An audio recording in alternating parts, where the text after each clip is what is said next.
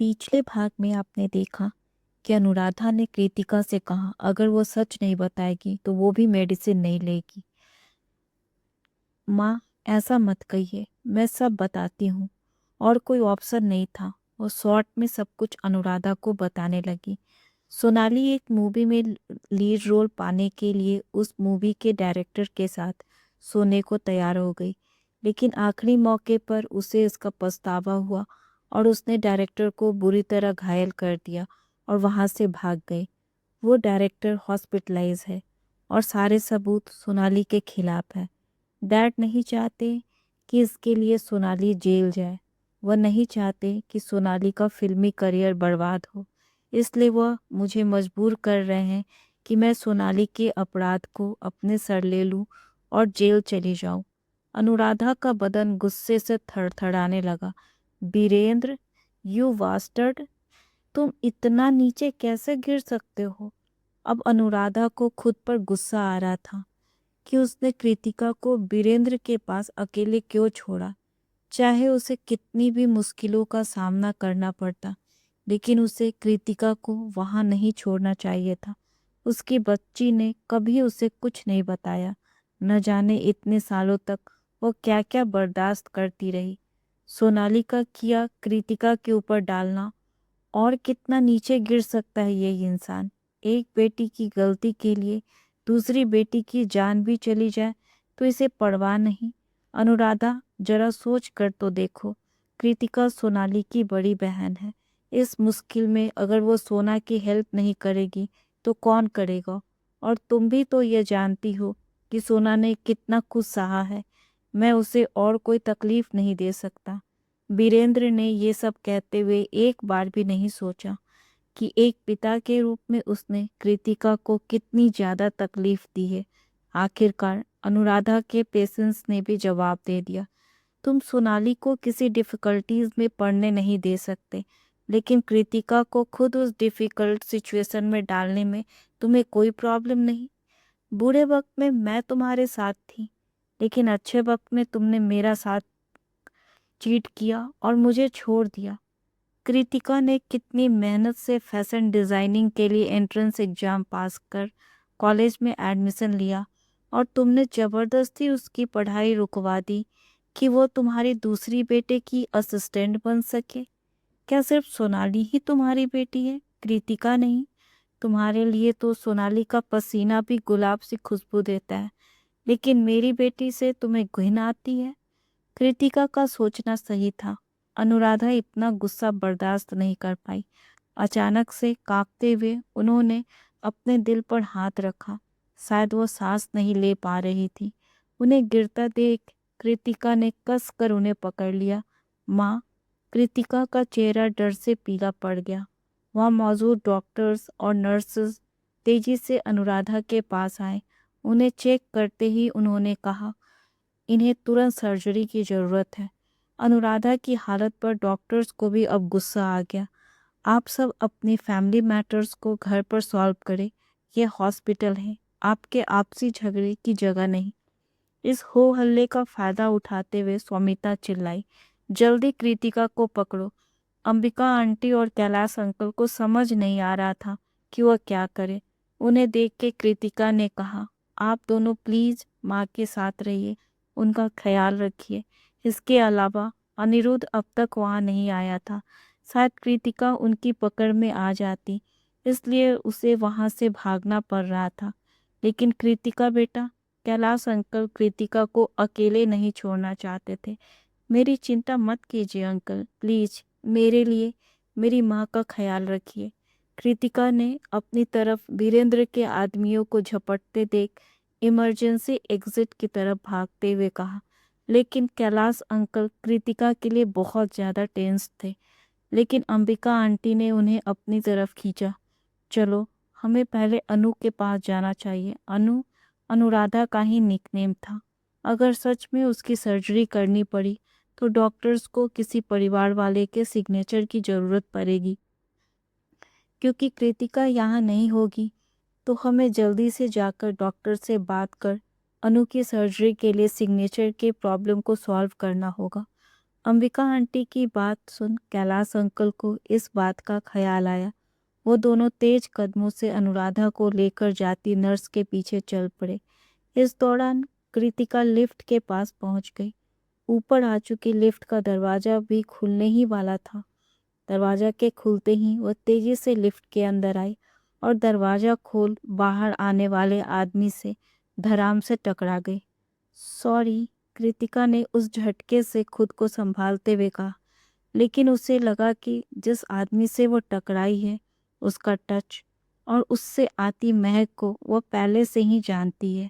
फिर भी उस पल में कृतिका ने उस आदमी के चेहरे को देखना जरूरी नहीं समझा और लिफ्ट को बंद करने का स्विच दबाने लगी। लेकिन अचानक ही उस आदमी ने कृतिका को हक कर लिया। उस आदमी के लंबे हाथों ने उसे चारों ओर से कस के पकड़ लिया था। कृतिका उसकी इस हरकत पे उसे थप्पड़ मारने ही वाली थी कि उसे उसकी आवाज़ सुनाई दी। मुझे इतना मिस कर रही थी कि मुझे देखकर खुद को रोक नहीं पाई, है ना? यह आवाज़? कृतिका यह देखकर पूरी तरह से शॉक्ड थी कि जिस आदमी से वो टकराई थी वह कोई और नहीं बल्कि निखिल ओबराय था। कृतिका के चेहरे पर शॉकिंग एक्सप्रेशन देख निखिल हंस पड़ा। यह लड़की, ऐसा लगता है जब भी हम मिलते हैं तो यह मुझे अपना एक नया रूप दिखाती है। पिछली बार इसकी अदाएं किसी एंजल्स के जैसी थी और आज यह डरी हुई और क्यूट लग रही है। निखिल ओबराय लिफ्ट से बाहर निकलने लगा। उसने एक हाथ से कृतिका की कमर को इस तरह से पकड़ा हुआ था जैसे कोई फिल्मी हीरो अपने हीरोइन की कमर को पकड़े रेड कारपेट पर चल रहा हो। कृतिका खुद को छुड़ा नहीं पाई। उसे निखिल के साथ ही चलना पड़ा। निखिल अब भी कृतिका को देखे जा रहा था। तभी उसे कुछ लोगों की उनकी तरफ भागकर आते हुए कदमों की आहट सुनाई दी। सामने देखने पर उसे बीरेंद्र और उसके आदमी दिखाई दिए जो कि उनकी तरफ दौड़े चले आ रहे थे। उनका दौड़ना निखिल को देखकर थम गया। निखिल ओबराय सर? बीरेंद्र वहां निखिल ओबराय को देख शॉक था और इस बात से और भी ज़्यादा शॉक्ड कि उसने कृतिका को अपने हाथों में थाम रखा था। क्या हो रहा है यहाँ? क्या सच में निखिल ओबराय और कृतिका रिलेशनशिप में थे? यह अच्छा नहीं है। उन्हें एक साथ देख स्वमिता को कृतिका से बहुत ज़्यादा जेलसी और नफरत हुई। सच में कृतिका के कनेक्शन निखिल ओबराय से है? क्या हो रहा है यहाँ? कृतिका को देखते हुए निखिल ने सवाल किया। क्या ये तुम्हें पकड़ने की कोशिश कर रहे थे? कृतिका ने सर हिलाकर हामी भरी। लेकिन कुछ एक्सप्लेन नहीं किया। उसने खुद को लकी समझा था कि उस दिन निखिल ने उस एक्ट में उसका साथ दिया था, इसलिए वो फिर से उसे यूज नहीं करना चाहती थी और अब इस झंझट में उसे फंसाना बिल्कुल भी ठीक नहीं था। कृतिका खुद से शर्मिंदा हो रही थी। लगता है तुम मुझे बताना नहीं चाहती कि यहाँ क्या हो रहा है।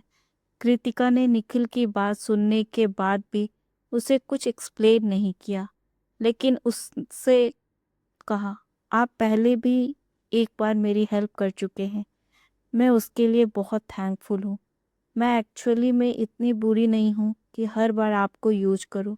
इसलिए इससे पहले कि वह अपनी बात पूरी कर पाती, वहाँ भीड़ जमा हो गई जो इस ड्रामे को और देखना चाहती थी। कुछ लोगों ने गॉसिप करनी भी शुरू कर दी। छोटी बहन के लिए के किए को बड़ी बहन पे थोपना, कुछ तो गड़बड़ है। जरूर छोटी बेटी ही उसकी अपनी बेटी होगी और बड़ी वाली नहीं। लेकिन मैंने तो सुना है कि सोनाली जो एक्ट्रेस है उसकी दूसरी बीवी की बेटी है, यानी कि वह स्टेप डॉटर है। और फिर भी वह अपनी खुद की बेटी के साथ इतना गलत कर रहा है। यह सठिया तो नहीं गया है ना, जो एक बेटी को बचाने के लिए दूसरी बेटी को जेल भेजने पर तुला हुआ है। इसे पिता कहलाने का अधिकार नहीं है। अभी अभी देखा नहीं तुमने उसकी एक्स वाइफ ने क्या कहा था? बुरे दिन में वह उसके साथ कंधे से कंधा मिलाकर चली, लेकिन अच्छे दिन आते ही इसने उसका साथ छोड़ दिया और उसी की ही बहन से शादी कर ली। हाँ हाँ, मैंने कभी सोचा नहीं था कि कोई पिता और पति इतना गिरा हुआ हो सकता है। पता नहीं और क्या क्या जुर्म ढाए होंगे इसने इन माँ बेटी पर। तुम तो अभी आए हो, इसलिए वह नहीं देखा जो हमने देखा। इसकी एक्स वाइफ को इन लोगों ने इतना गुस्सा दिलाया कि वह बेचारी को हार्ट अटैक आ गया। सर्जरी रूम में है बेचारी अभी। पता नहीं बचेगी भी या नहीं। पहले से ही वह काफी बीमार दिख रही थी। इसने तो एक बार उसका हालचाल भी नहीं पूछा, सीधे बड़ी बेटी को किडनैप करने की कोशिश करने लगा। जब वह क्राइम इसकी छोटी बेटी ने किया है, तो इसका इल्जाम बड़ी बेटी पर क्यों डालना चाहता है? बहुत बुरा है ये। अपनी दूसरी बीवी के प्यार में पहली बीवी को तो भूल ही गया, साथ ही उससे हुई बेटी को भी। प्रेजेंट में जो उसकी बीबी है वो भी तो बड़ी घटिया है। हाँ बिल्कुल, अपने ही जीजा को अपनी अदाओं में फंसाने वाली औरत के लिए घटिया नहीं, महा घटिया यूज करना चाहिए। भीड़ की इन बातों का वीरेंद्र पर क्या होगा असर, और क्या निखिल ओबराय फिर से एक बार कृतिका की हेल्प करेगा? इससे आगे की कहानी को जानने के लिए इसका नेक्स्ट भाग देखें। धन्यवाद।